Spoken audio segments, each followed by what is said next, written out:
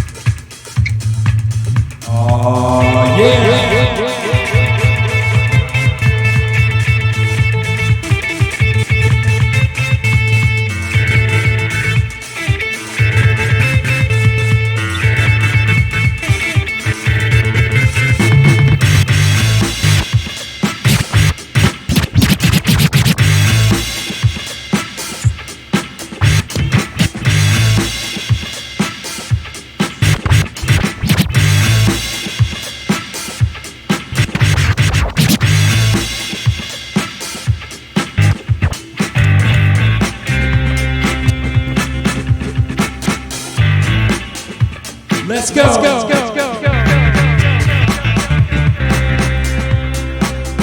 you feeling this morning?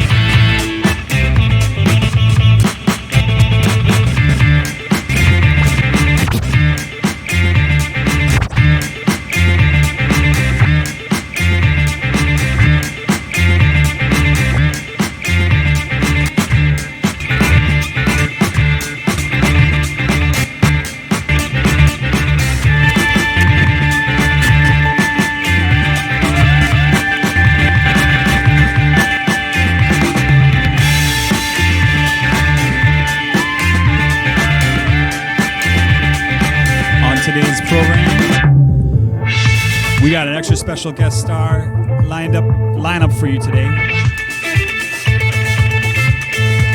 I'm really excited to present this for you guys today.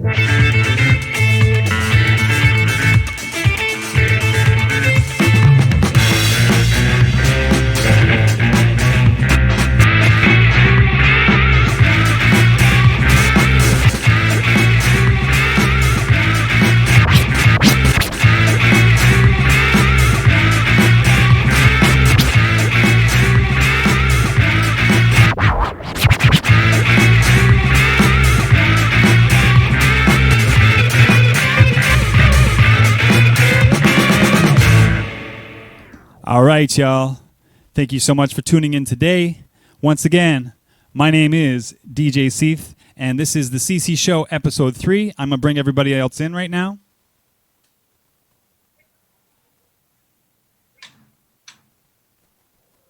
Hello, welcome. Thanks once again for letting me open up for you guys today. Episode 3, yes, the CC show. And yeah, I'm going to take it over, kick it over to my number 1 here, CC. And yeah, let's kick it off. Well, thank you. You're number 1. So we are here.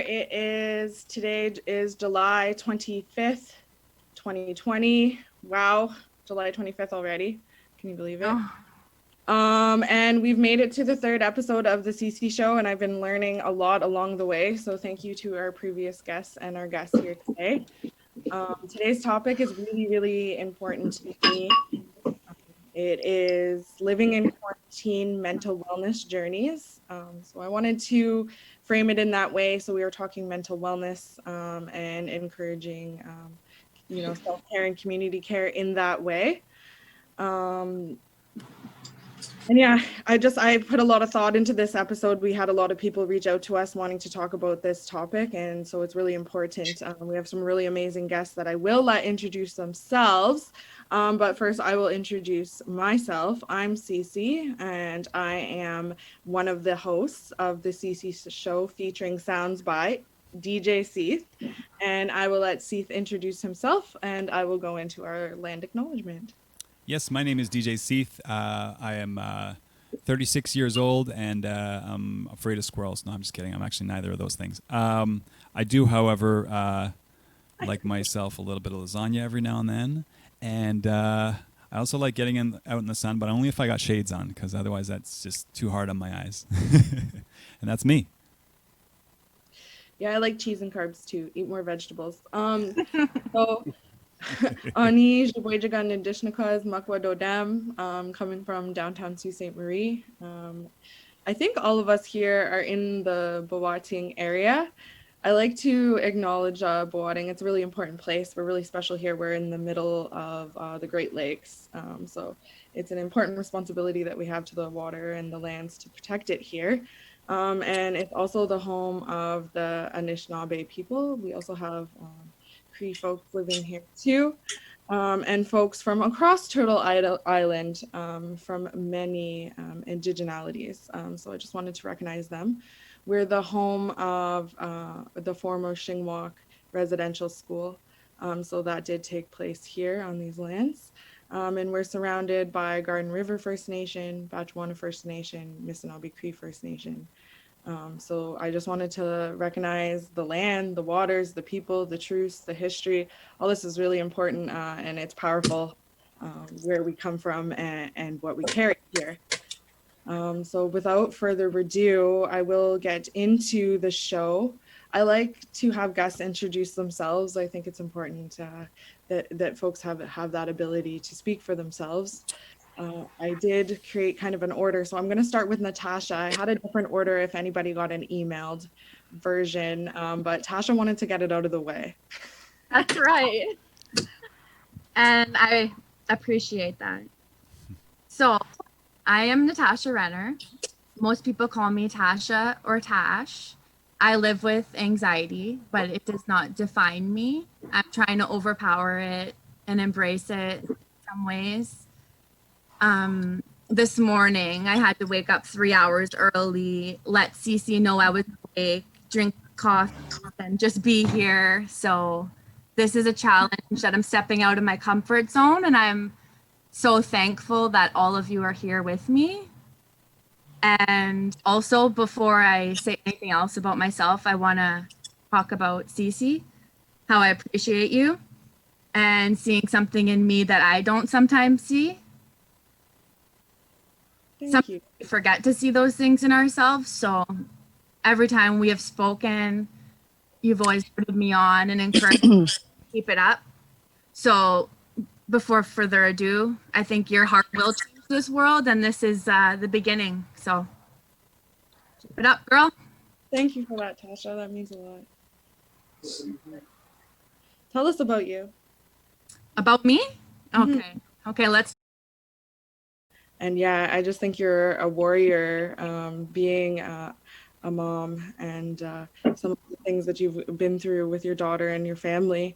So I just appreciate you being on the show today, Tash, and your warm energy.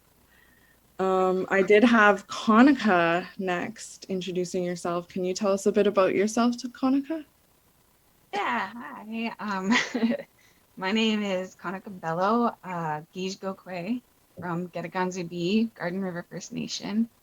I'm a mom as well, a partner in a blended family. We have 3 kids together. I live with PCOS and social anxiety.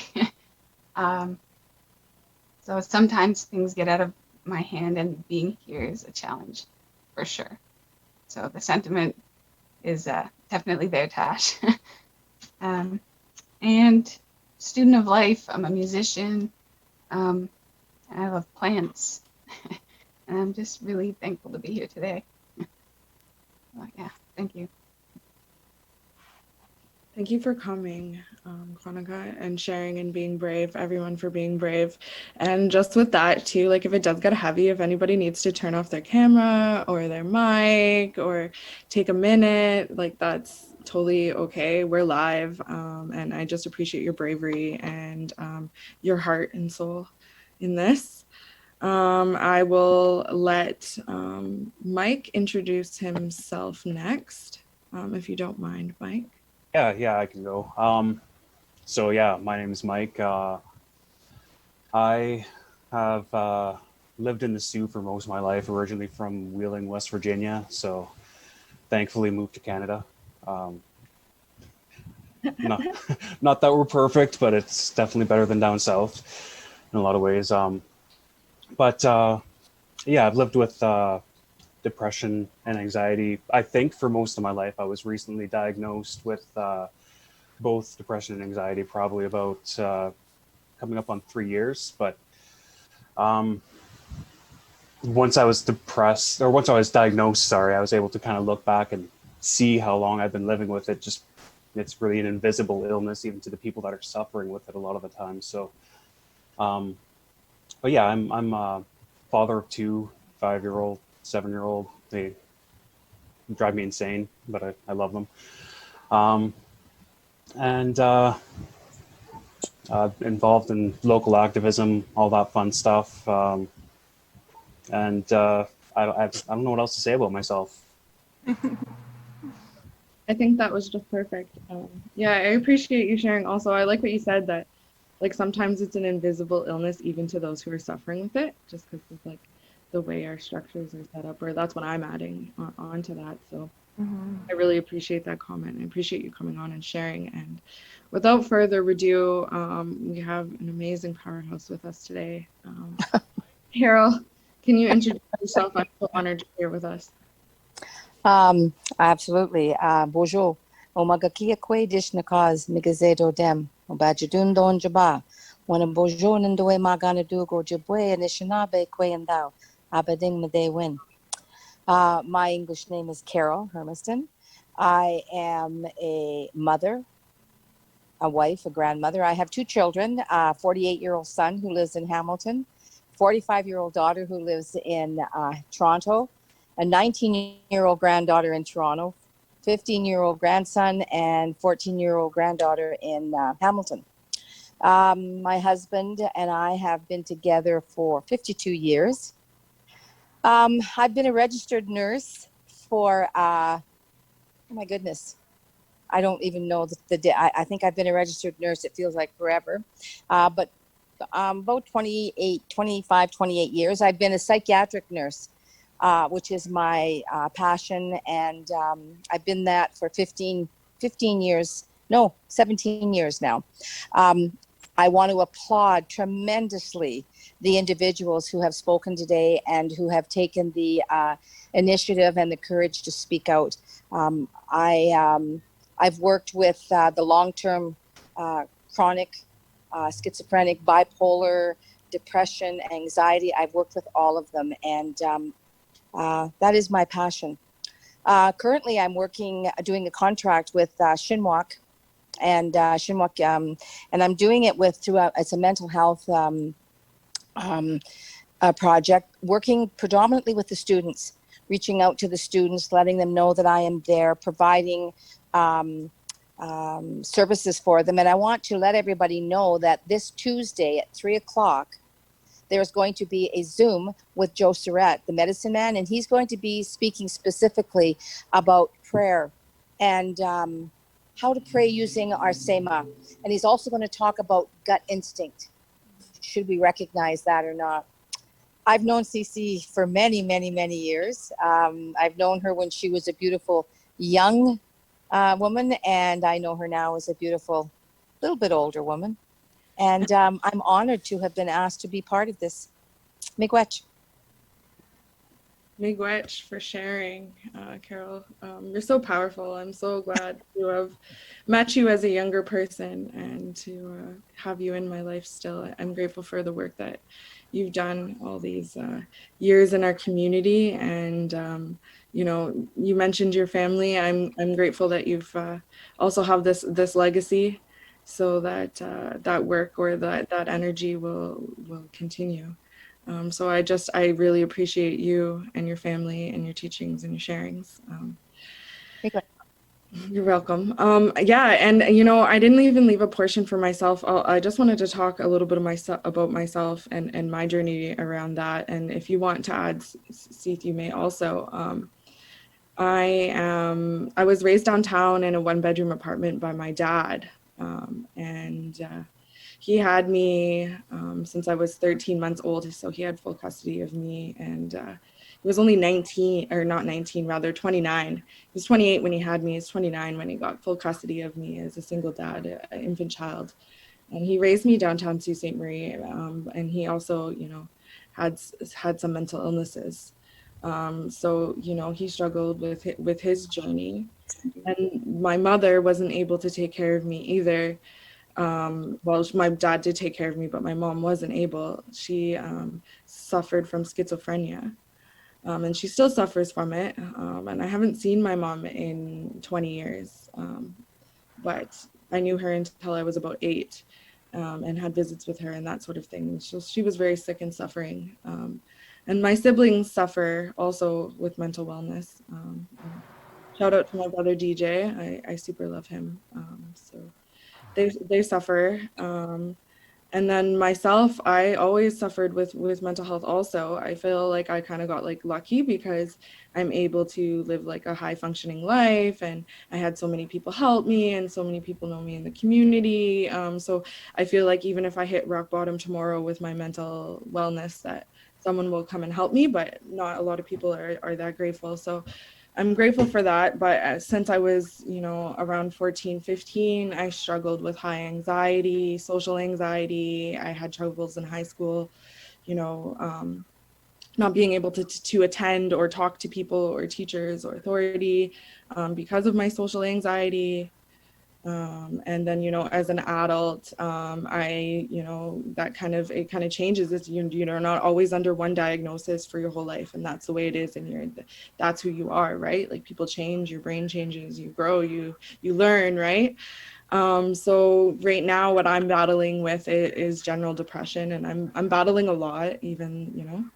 So the beginning of this show, I was super coming out of a low depression, and Seith really helped me get this show going and off the road. And, you know, since I've been able to kind of pull through and come out of that ebb and flow, right? So I'm on a flow now, but I just wanted to let everybody know that. And since we're also openly talking, just, you know, remove some of those stigmas that folks who are moving and shaking can be also dealing with mental wellness, and you can be both, and you can have up times and you can have down times, and, you know, all of that is allowed.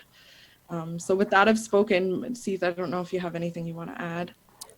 Yeah, I mean, I think a lot of the mental illness that I suffer from, and I do realize that I suffer from some that has gone undiagnosed for a very long time. So I definitely resonated with what Mike had said earlier too. You know, how sometimes these illnesses can be invisible even to the people that are suffering from them. I feel like I am definitely in that camp. You know, I've struggled a lot throughout my life with, you know, trying to fit in social situations, feeling like I need to be too much a part of something or not enough a part of something, or, you know, I get removed, I feel like I need to be in and then out, and you know, and it can be really sometimes a very big strain on life and on the relationships that mean the most to me, you know. But I've been very fortunate to be able to, you know, to count some people in my life that have been there for me and helping me through this journey and just showing me all the love and being able to listen with open ears and open hearts. And it's been really, really great in that respect. You know, of course, I've always, from as early as I can remember, I've always found, you know, comfort in music too, which kind of helps me get through a lot of, you know, a lot of my anxieties and that kind of thing, which is why I'm extremely, extremely grateful for CC for, you know, kind of reaching out to me and kind of collaborating together on this show and allowing me to kind of like fill the show in my capacity in the way that feels the most comfortable, which is, you know, via music. So yes, I do really, really appreciate that. And I'm also very, very appreciative of everybody that's in my life that has been able to, you know, help me through this mental wellness journey, which, you know, we're still all on, you know. So yeah, that's about it. Rocking and rolling on this life roller coaster, right? Yeah, that's exactly right. All right. Well, I guess we'll get into it. So, not to put you on the spot, Conika. No, just kidding. Oh, of course. Of course. I just wanted to know a little bit more about your mental wellness journey and, you know, how it was before and during COVID-19. And then I know that you're very powerful with your art. I wanted to ask a little bit more about how you've used music and art on your journey, and kind of start your conversation from there. Yeah, so before COVID, mental wellness for me was, oh gosh, it was more about trying to like disprove that there was more physical causes. Like, because I had recently, only in the last 4 years, received the diagnosis of PCOS. And once I dove into like understanding that a bit more, I started to recognize that there were cycles to my ups and downs that really heavily related to my hormones. So before, it was a lot of doctor's appointments and, you know, trying medications and birth controls and anything that the doctors would throw at me, I had to give it a fair shot. And it was, like I said, I got that diagnosis at 23 and I'm 27 now. So like 4 years of being influenced by medications. Oh, it was a lot, and it's still a lot because it's like, it's disappointing. A lot of people say like you can just take this medication and it'll help you get through it. But every single one I took just made it worse and worse and worse until I started looking into like my nutritional deficiencies. And like, you know, when you have things like PCOS, it affects your endocrine system and that impacts your insulin levels, which can cause diabetes and all of these other invisible illnesses that we don't really know we have, or we might be like on the way to having, because it's like a loop. Once we start feeling down, we start taking care of ourselves less. So, sorry, it can be really difficult to tell when our brains are struggling because we're eating or sleeping less, or if we're eating or sleeping less because our brains are struggling. So like having a diagnosis and going to doctors and, you know, just continuing to push through all of those difficulties and the trials of, you know, trying to find something that's physically contributing to the mental struggles, it helps a lot.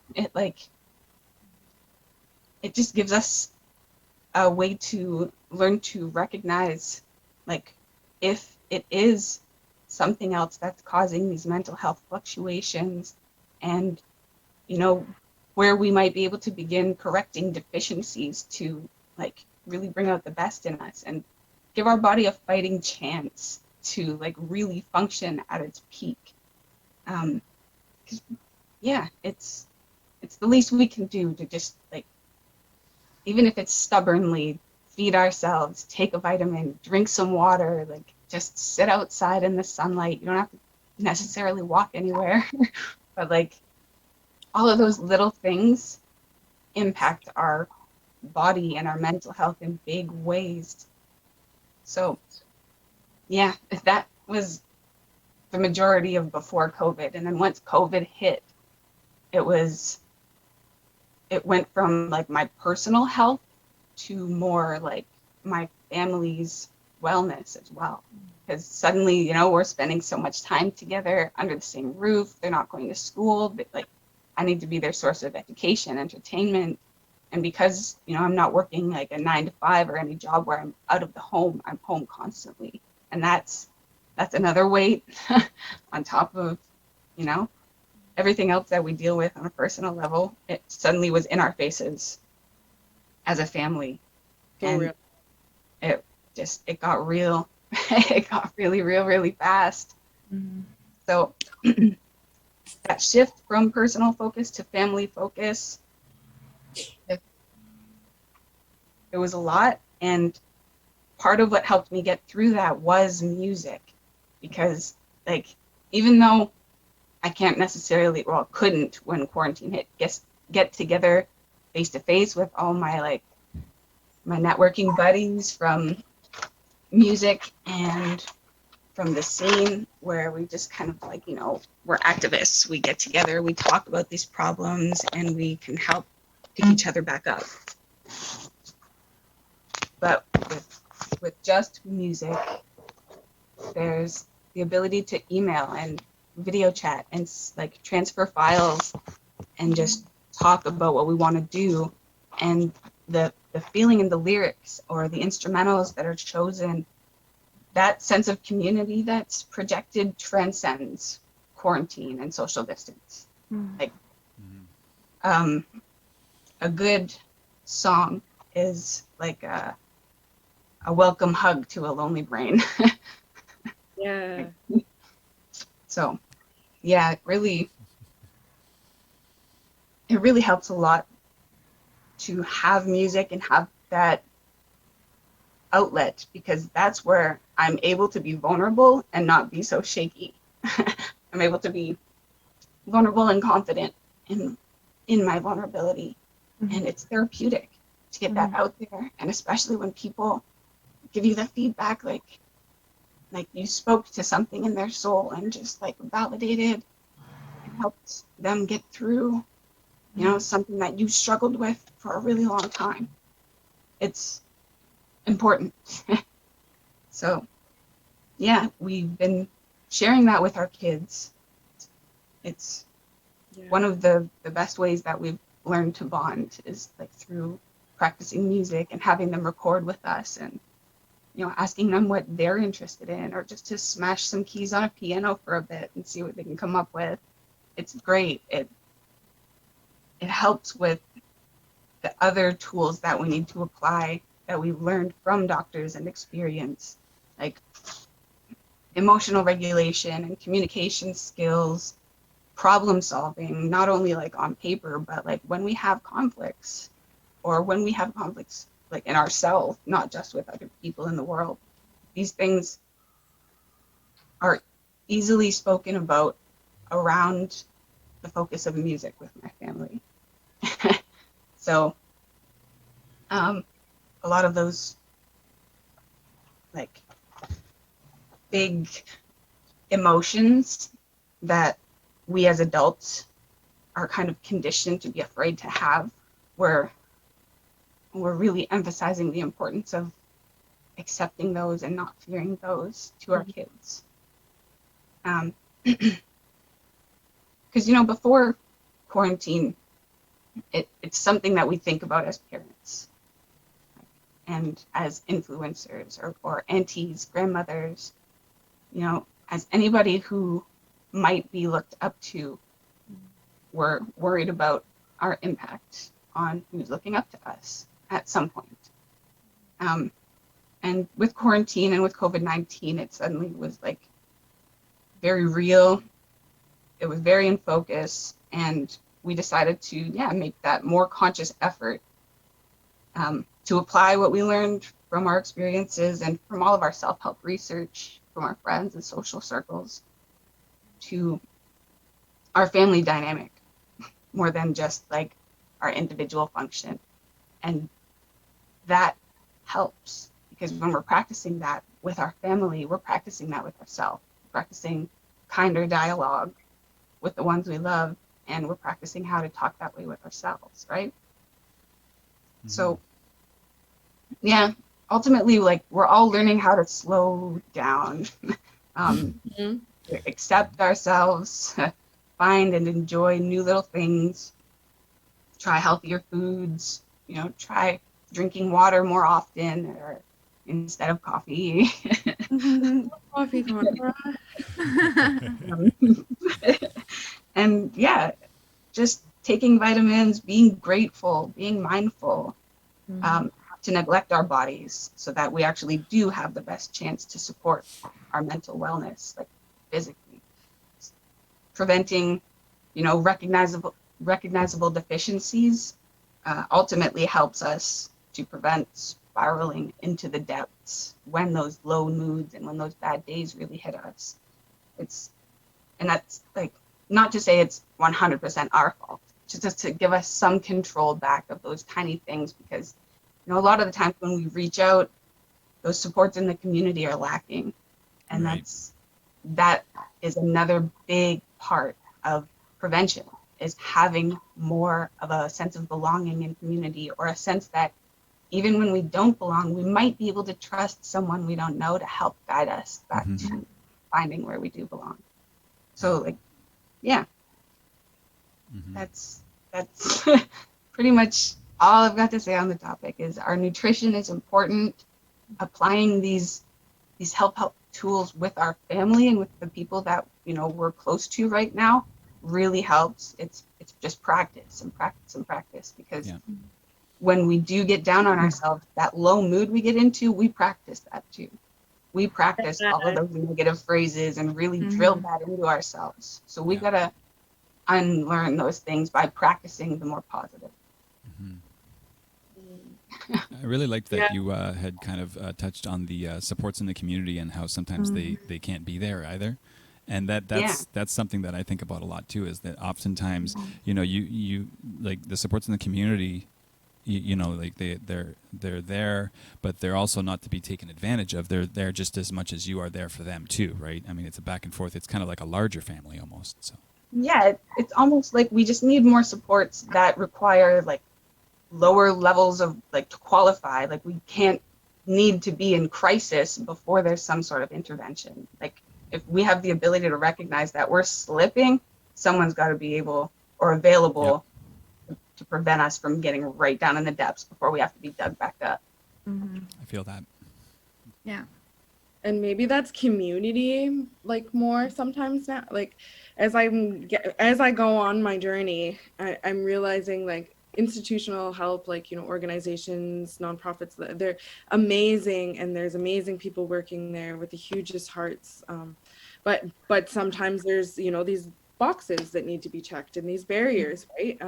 So when I'm doing this kind of work in my community, I notice that when you're working with grandmothers or with family members or with your circle of girlfriends or boyfriends, right, or people friends, where you have that that person is going to be there, or if you need to call upon them, that you can, right, or that you have a multitude of people.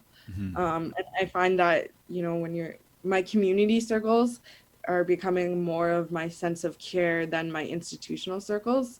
And, I see room for needing to build that and to invest in that and invest in, our grassroots and the people who are doing that work. Yeah, it exists. Like you said, there are those places where people are dedicated and they work really hard, but they're small and they can't take on the workload that exists right now. We need to really, put those guys in the spotlight and kind of use them to lead the way, set an example for how bigger, health organizations need to kind of apply to help this problem. Nip it in the bud. Don't wait until it's a crisis. Before I put any next brave panelist on the spot, was there any other feedback? I can see everybody kind of moving in their chairs. So is there other thoughts around Conika's reflection? I would like to say I'm thankful for listening to you speak because you hit a lot of points that I feel very passionately about, especially being a mom at home, not working right now, like lack of resources. Cece said community, all of it hits home on the dot.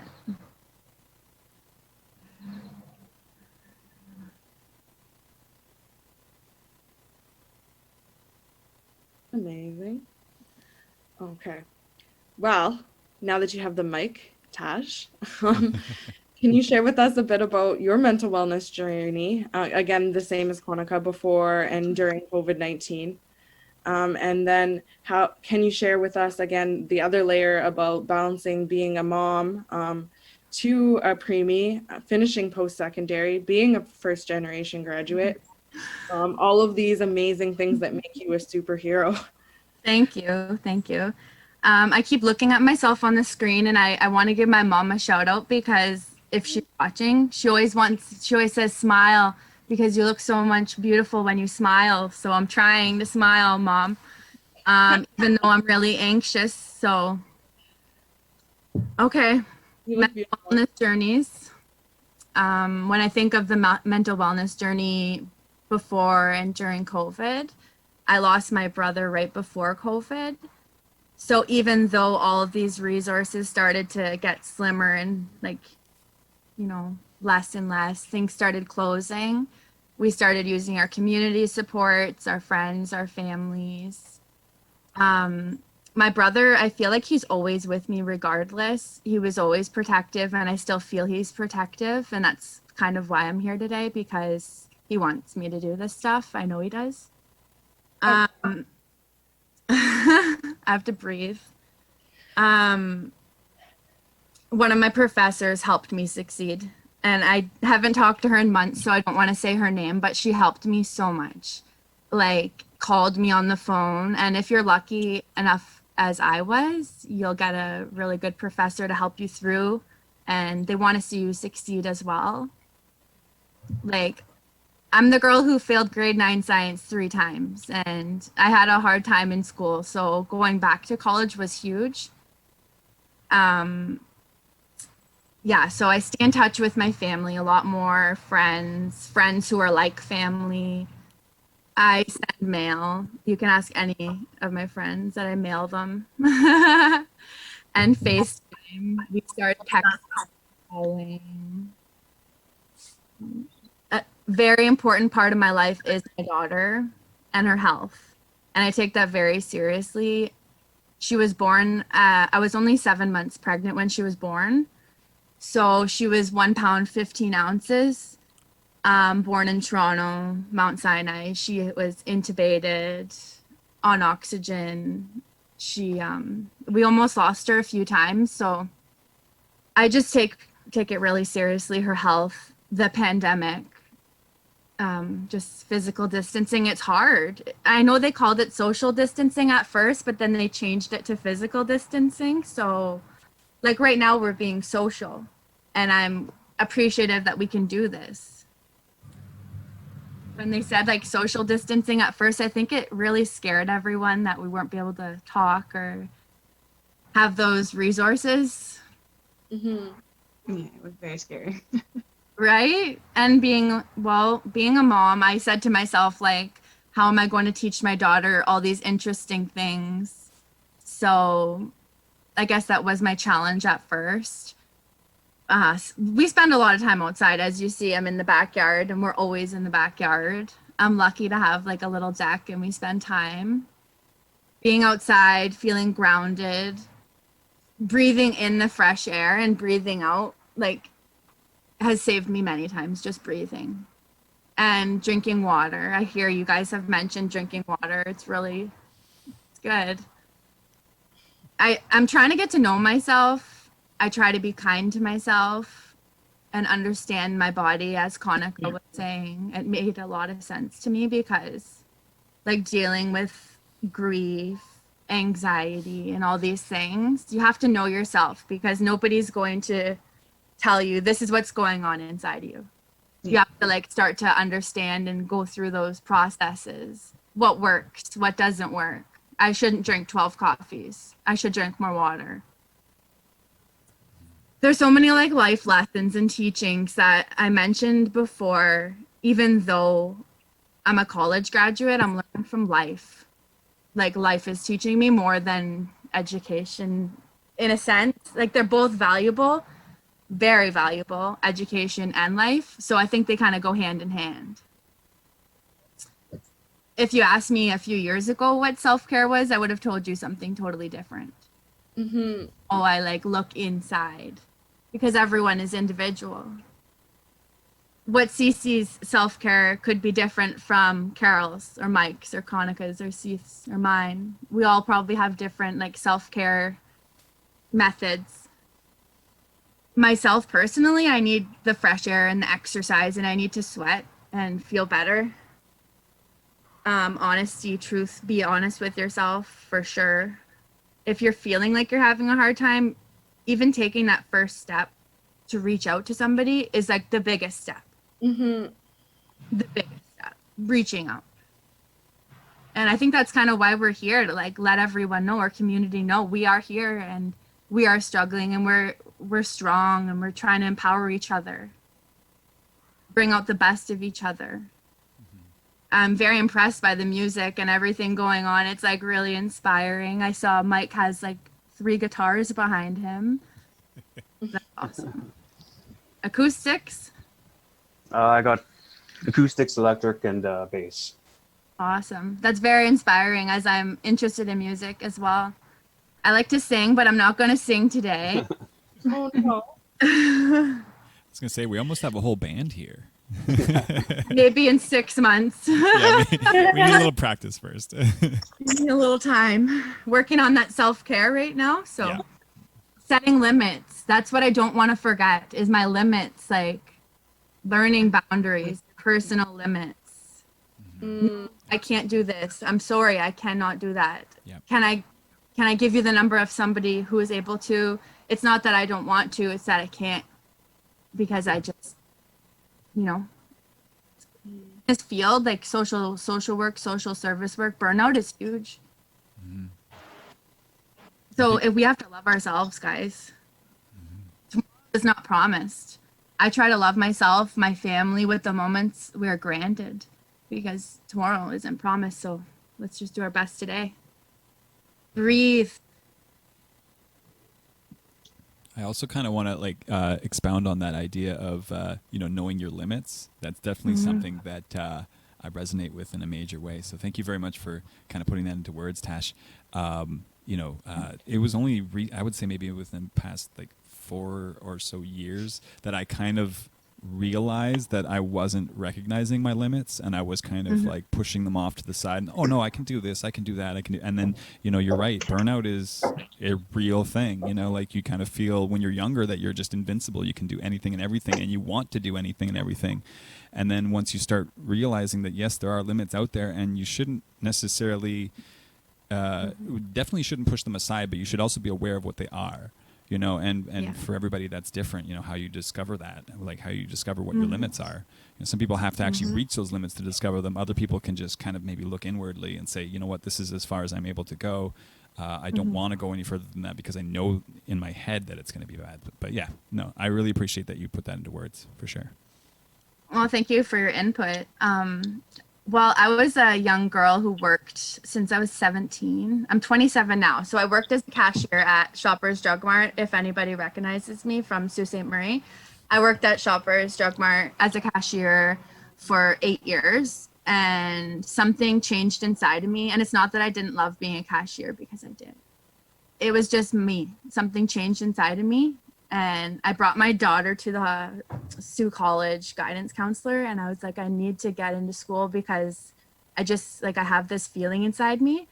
So they looked at this list, and I was like, that's it right there, social service work, right there. So that was the first step. And tell a lot of people, like, if you've seen me over the past couple years, I've grown a lot, like, mentally, and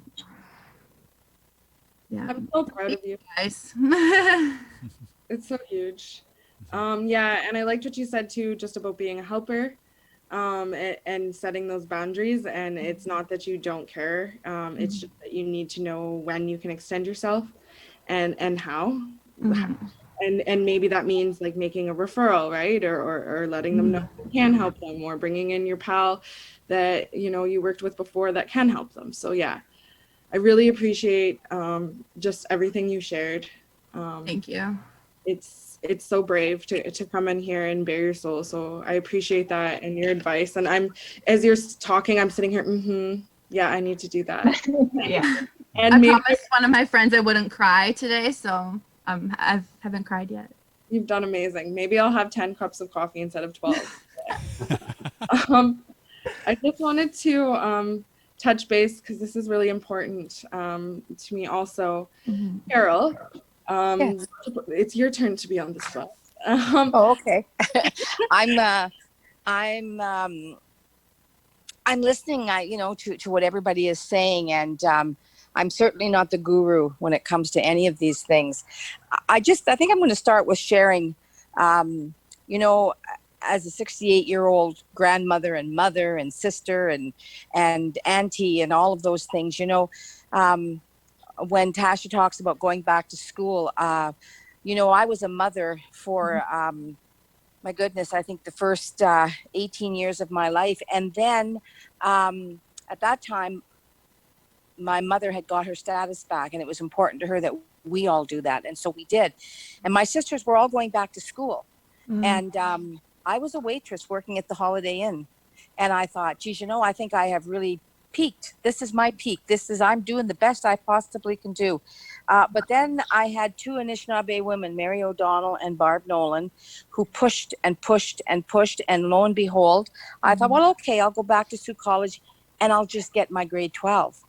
And while I was there, I met another Anishinaabe woman, strong woman from Pick-Mobert, who talked me into going into nursing. I thought if I could become a hairdresser, that would be a step up from being a waitress. So I went into nursing, and I did that at 40 years old. So, education is for anybody, and it doesn't matter what age you are. And I retired from nursing 3 years ago, and I thought, well, I'll go to Algoma University and I'll learn the language. And I met a professor there, he's since left, but who convinced me that I was capable of getting a degree, and I just graduated with my degree in Anishinaabe Studies.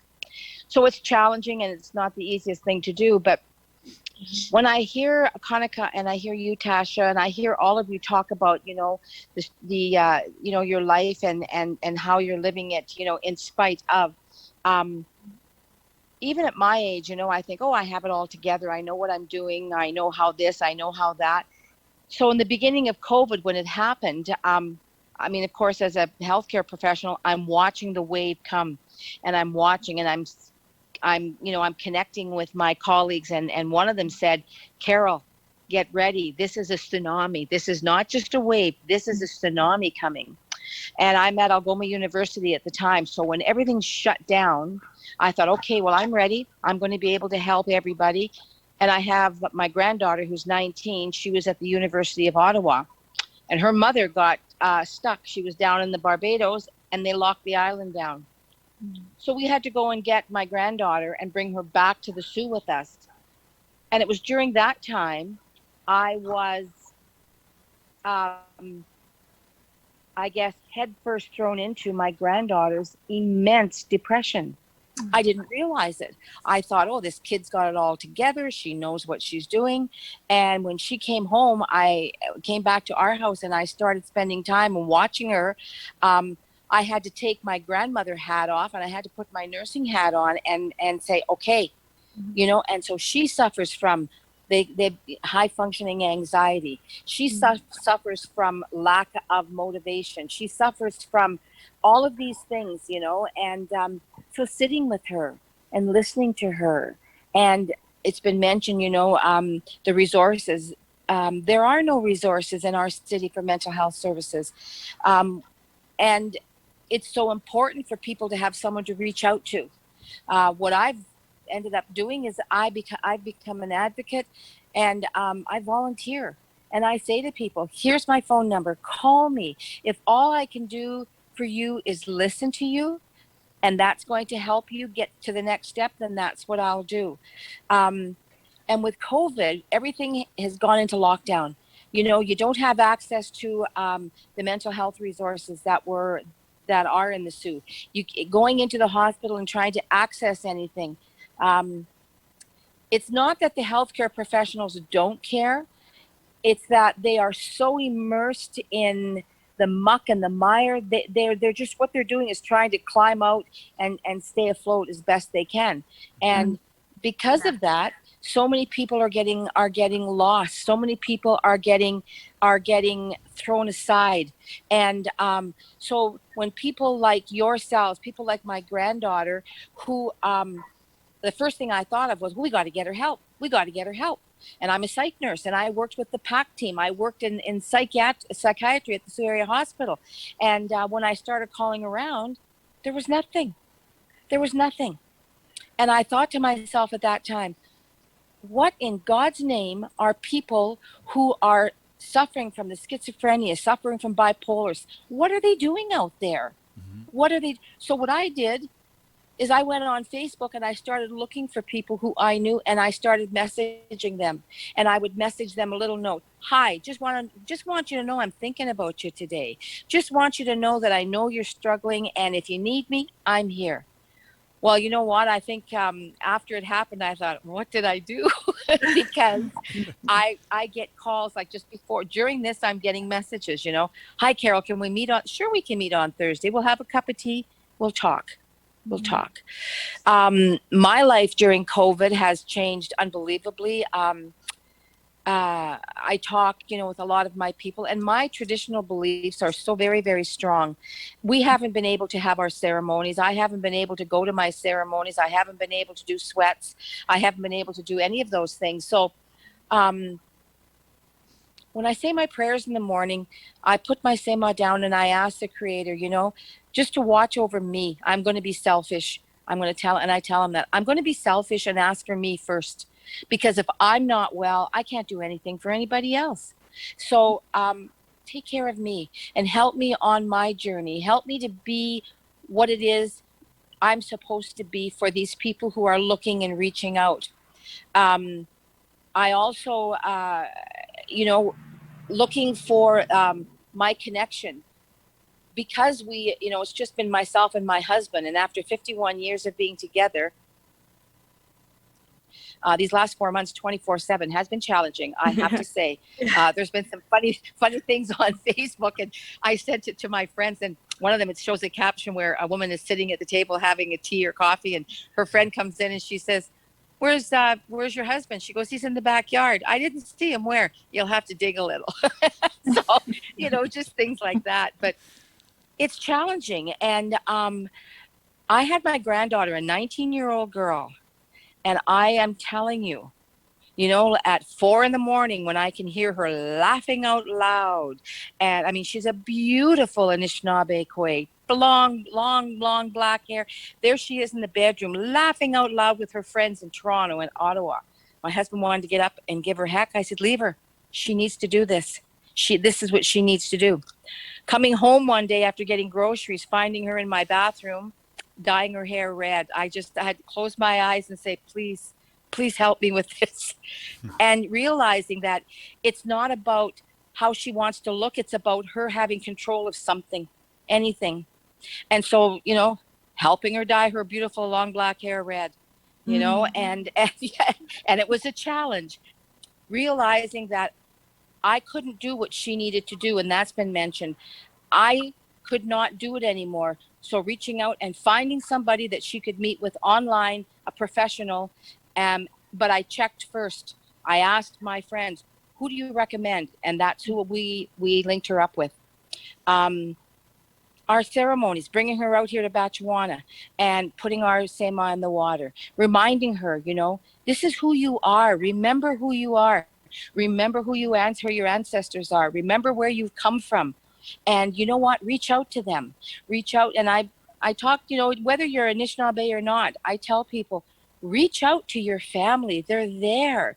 They're just on the other side and they're watching and they know you're struggling. Ask them, please, you know, you talk about brothers. I lost two brothers, and my youngest one I lost 43 years ago. He was 15, and it was just the anniversary the other day. And people say, oh, you know, time goes on and things get better. The day comes and I remember exactly everything and how it happened. I put my tobacco down and I just said, you know, thank you for the time I had with you. Thank you for the things that you taught me. Thank you for being my brother. And thank you for helping me to remember that you are just on the other side over there watching for me. Nutrition is so important. So important. It's very important, you know, that we hydrate our bodies.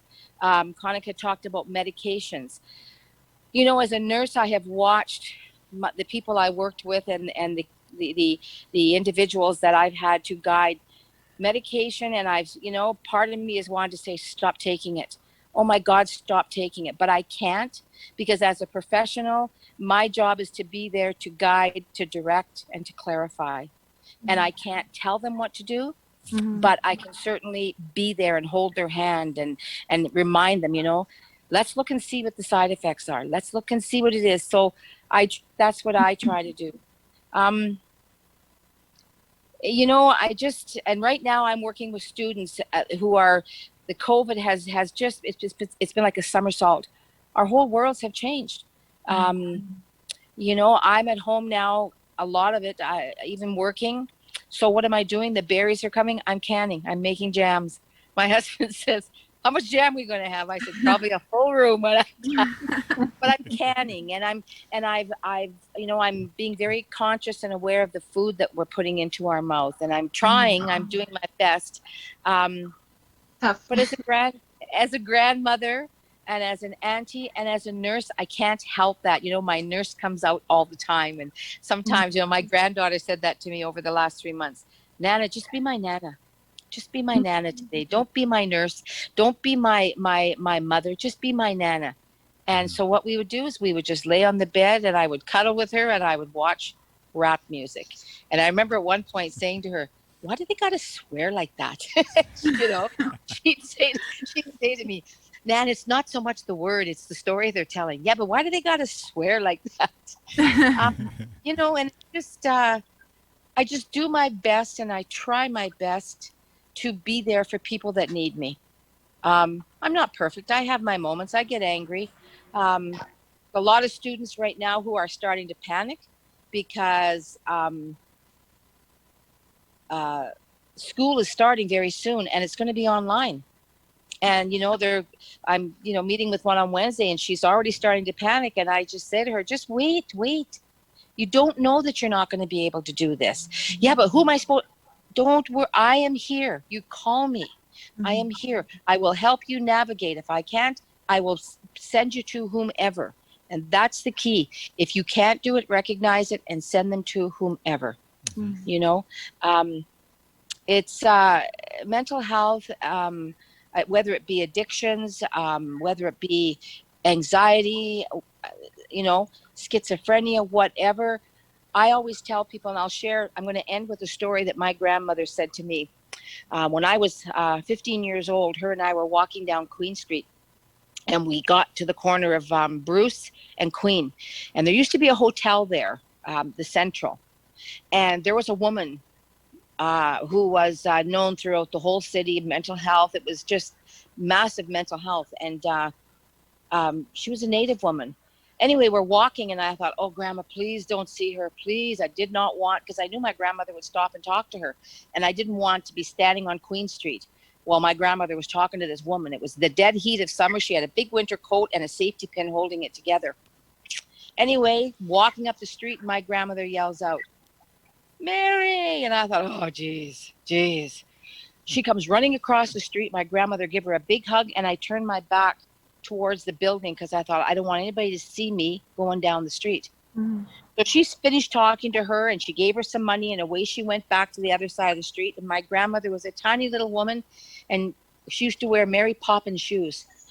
So because we were on our way to Wolfo, we crossed the street and we got in front of, well, you guys are all way too young, but we got in front of, used to be the old Bell Canada building, and she stopped and I was walking, holding her hand, and she yanked me back.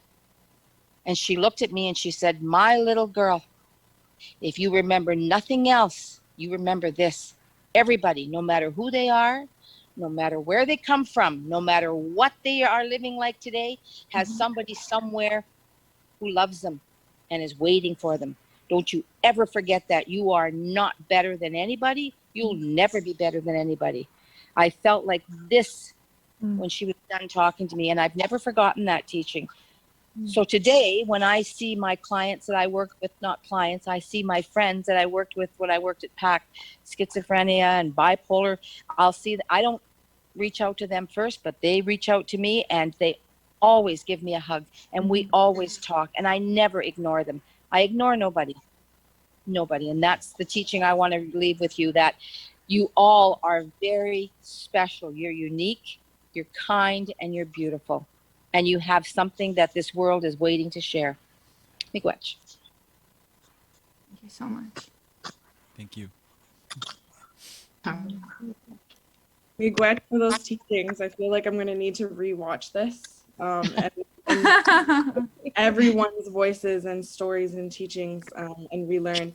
For those of you who are watching live, we're going to cut out on Facebook. You should head over to Twitch, twitch.tv/ccandseith. We're going late today because the show is wicked, and I'm feeling so good about it. Thank you for sharing, Carol. Wow. Just those stories, the don't ignore anybody's story is so huge, and just the stigmas around that. And that leads me to Mike, my next person to put on the spot. I just wanted to hear a bit about your mental wellness journey before, during, and after, and how you're using that, like your voice, to remove the stigma.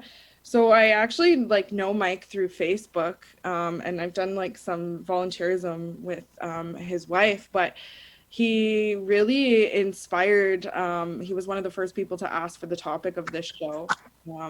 And he does a lot of reaching out and being active in the social media world, but also in real life, just using systems to I guess create change. I've just been inspired with Mike for the last couple of years, watching him do local campaigns, watching you use your voice. So Mike, I want to hear a little bit about you and how you've used your voice and how you think people can kind of remove those stigmas and live their lives with mental, wellness. Okay, well, thank you. So, as I had mentioned, I think I lived a long time undiagnosed with depression and anxiety, and prior to COVID-19, that stigma nearly I say it nearly killed me, because I actively had a plan for suicide at one point, at more than one point actually, but and even though there's obviously something wrong at that point, that stigma was still preventing me from admitting it to myself that, hey, I've got to reach out and get some help, and there's something really wrong here that's making me do this. But I'd wake up the next day and that problem would no longer exist. So I'd move on to the next, my next challenge, which would be work or dealing with something with my kids or family. And until that next episode occurred, it was a vicious cycle. And it eventually got to where I was working an excessive amount of hours and not really recognizing those boundaries that I needed to set with myself because of these mental health issues. I was getting less than 10 hours of sleep a week because I was working overnights and trying to burn the candle at both ends, being a father, a husband, and then going to work and living on caffeine pretty much. And then what I realized the hard way is that with something like anxiety, you can feel like everything is okay until it's not. And then I had a massive anxiety attack. I thought I was having a heart attack, and that's how I ended up at the hospital. And that's when I was diagnosed with the anxiety. And I didn't really realize the true power of just talking about it until I went to speak to one of the psychiatric nurses there. And just that first conversation, I remember feeling there's a weight lifted off my shoulders because I finally said something. And I'm also diabetic, which actually played to my advantage for once in my life, because ADEC has a social worker on site. So I was really, really lucky to have quick access to therapy, which so many people don't have. And I was able to get in there and go through CBT, which again was another eye opener for me to see how much, going through those steps, kind of relearning things about yourself that you've neglected all these years, or that I had neglected because I was ignoring the problems. So I went through that therapy, helped me grow. And then another thing I quickly realized is that, like, even though you went through therapy and kind of talked about it with somebody, it doesn't mean that your condition doesn't evolve as you evolve. So like I went through another round of therapy and learned more about myself at that point. So all of these lessons kind of really taught me how important it is to talk about it, because even if you have went through some sort of therapy and got help, that doesn't mean your problem goes away. You could have a relapse into depression and anxiety. And to me, it was harder to reach out the second time and say, like, because I was telling myself I should be over this. I've got the help. I've went through therapy. I felt so good when I was done it, but it is, it's there, and you're fine until you're not, with something like anxiety and depression. And one of the things I tried to tell people is that you forget how bad the bad days are until, like, as you're going through the good days, like, life is great, and then a bad day hits you. And when it hits you, it doesn't just hit you. Sometimes it knocks you just right off your feet, and you're stuck in your bed all day, and like you're beating yourself up for being there. But so I went through all those journeys, and that's kind of like what made me so vocal about it, because I know other people that are just like me, and they're suffering with in silence, without really feeling like they're able to speak out about it, or comfortable to speak out about it. So I've tried to make myself available to friends to let them know, like, you're not alone. I've went through this. And even, reaching out on social media is, a lot of people think like you're just reaching out on Messenger or something like that. But sometimes just a couple kind words to someone that's having a tough day goes such a long way. And so that was before COVID-19. I was just focusing on that and kind of keeping in touch with everyone that I knew that had these challenges. But then once COVID-19 hit, I similar to Tasha and Conika, how they mentioned, like, you got to shift that, like, to family life kind of thing. I had to do that too, because I was home with my kids, and my daughter actually has anxiety too. So pulling her from the classroom and bringing her home and explaining that to her was a bit of a challenge. And it was also another lesson for me, because, like, with her anxiety, I had went through therapy twice at that point. And even though I had those lessons that I had learned, and I still had the material at hand, explaining anxiety and what it meant to me was completely different. Trying to explain it to her and what it meant to her, because of the age difference and her experience, and even with friends, like, explaining what my anxiety was to them, there's always a little bit of a barrier there. But it gave me an understanding when someone isn't quite receptive to me talking to them. That could be why, because their anxiety is so much different. And so one example that I always use for that is with COVID-19, I'm kind of a shut-in myself. I stay home a lot as it is. 100% family guy. I like being with my family as much as possible. So a lot of people assume that when COVID-19 hits, it's like, well, a guy like me wouldn't care because I'm not going out very much. But it's kind of true. But at the same time, when I was having a tough day, I like to escape once in a while. I like to have that freedom to, go out somewhere and kind of reset, or just do my own thing. But not having that little escape through COVID-19 has more of an impact than people might realize. So just because you think someone's an introvert, or has that anxiety that prevents them from going outside and dealing with a lot of people, doesn't mean that, COVID-19 has been easy for them, because they might have those limits in place. And I think that the only way to beat that is through conversations like this, talking to people openly about exactly how anxiety and depression has affected them, because the stigma is different for everyone, how it holds them back, how a person develops depression is, or how it impacts them and hurts them is completely different. And, you know, all I can offer people, I tell people all the time, I'm not an expert in mental health or, you know, depression or anxiety, but I do know my story. And if I can share my story with somebody and, you know, it helps them kind of connect the dots on some of the things that they've done in their past or that they're dealing with currently, then maybe it leads them to talking to somebody. And even if it's just talking to me further and they realize, hey, I feel better, let's do this more. And I've been reaching out to a lot of friends through social media throughout, you know, COVID-19, just because sometimes hearing that friendly voice is enough to make someone talk a little bit and open up and just, you know, break down that barrier. Because as much as you try to reach out to someone, it takes both people in that conversation to completely remove those barriers and kind of get that productive conversation going. So that's been my main goal through all this, aside from dealing with, you know, family craziness and all that fun stuff. But I don't know what else I have to say, but that's about it. I like how you said that though, like just that, like all of you echoed this, just that moment where somebody actually gives a shit about you. Like, you know, and being able to be strong enough to be that person in that moment, even if it means you're listening and you're helping them like solve their problem outside of just that conversation and referring, like we said, or if it means that we're having this conversation tonight and we're gonna, you know, chat back and forth for a few hours, or if it means meeting up for tea a little later in the day, right?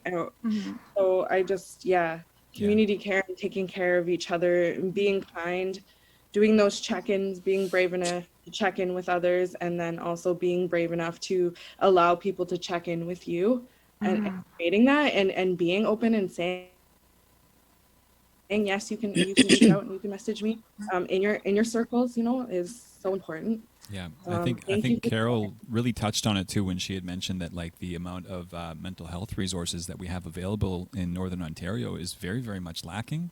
And I think that, you know, I mean, like my own personal journey in trying to find those resources, you know, oftentimes I find myself kind of coming up short. Like I can't find access to the resources, and I'm sure a lot of other people are having that same trouble. And it really does come down to, you know, if you are aware that these resources are lacking, and you know that there's a kind of I guess a bit of a dearth of those resources, that you can be that resource just through the simple act of reaching out to somebody that you know or that you hadn't talked to in a while, or maybe that you do talk to on a regular basis, and just say, hey, how are you doing? You know, touching base, and, you know, let them talk, you know, and then you'll find that oftentimes, you know, that just that act alone, that act of kindness, it goes such a long way for somebody. So. And I think it's important too, I found with the people that have reached out to me, is establishing a relationship. And I don't mean it has to be a personal relationship or a professional relationship, but just establishing a relationship or a rapport where that individual is not uncomfortable sending me a message and saying, hey, Carol, can we meet for tea? You know, because many times, you know, and I've been there myself thinking, oh, I don't know if they want to hear from me. Oh, I don't know if you know what? You need to establish it. And like I said, you know, I'm here and I'm more than willing to help. And if I can even just sit and have a cup of tea by the waterfront with somebody, that might help. You know, but establishing a relationship with whomever, whether it's a family member, whether it's a friend, but somebody who you're comfortable in going to and who will listen to you and who's going to be there when you reach out. Well, that kind of leads me to, like, I don't want to lose you, right? So I don't want to lose anybody who's watching today. I don't want to lose anybody who's in this call. I don't want to lose anybody else. So it leads me to why it was so important to do this episode. I lost some friends recently, and they're really important to me. So this episode's in loving memory of Caleb Seaton, and Kenneth Miskmans first. I lost them in this journey we call life. We all lost them. So I don't want to lose any of you. So reach out and call home. Call home. Come home if you need to. My second is to add some positivity, is to make sure you keep reaching out and you keep talking to your people. I also, during COVID-19, lost my friend Adam, not from mental wellness. He had 22q or DeGeorge syndrome, and so he had heart complications, and we lost him. And the last thing I said to him is, I hope you feel better and drink lots of tea. And then the last thing he said to me is, why tea? And I didn't answer him because I was too busy. So make sure you answer your people. Adam was all about positivity, and he was shutting down. His organs were shutting down, and he didn't know. And he was positive right till the very end. So if you want to learn more about Adam, he has a Facebook page. It's called Positivity with 22Q.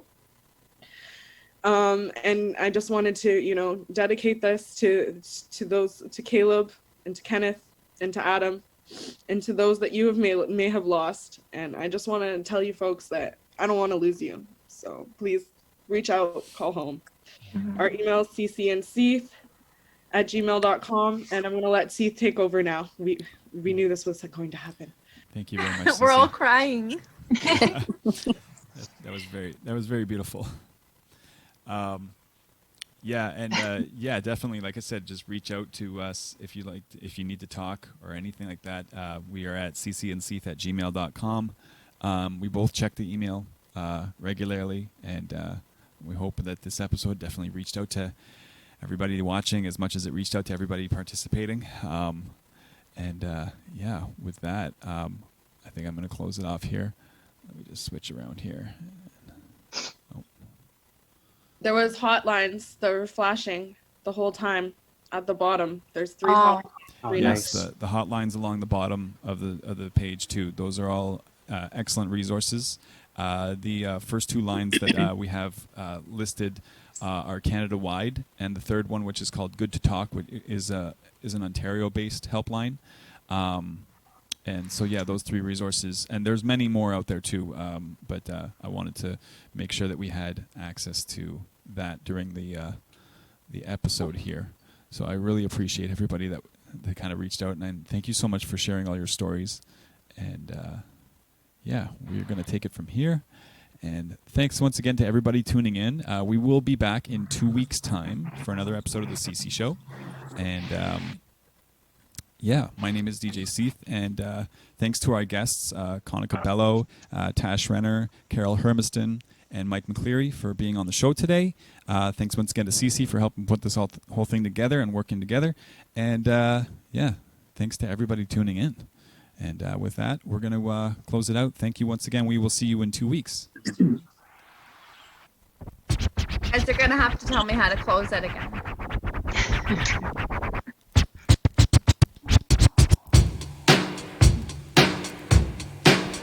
I believe our mics are not live. Maybe they are, but you're welcome to leave whenever. Just kind of hit end at the bottom right. Thank you, CC, for inviting me, and thank you. It was a pleasure and an honor to meet each and every one of you. And I'm here if you need me. CC knows how to get a hold of me. I'm not hard to find. I might take you up on that tea. Okay, Bamapi, and you know what? Good luck with your daughter. I spent many, many, many years at Sick Kids with my son. He also had, and he's okay now. Well, he's not okay, but he's living with his. But I'll keep you and I'll keep her in my prayers. Okay, and take care of yourself. Bamapi. Mama. Anybody else put on?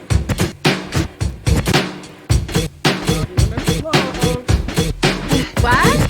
Oh my goodness. Are we live? Yeah, you guys are still live. I wrote it on the notes. Happy belated birthday, shout out to Kelsey, better at the classified contract. Like I'm ready for the rain.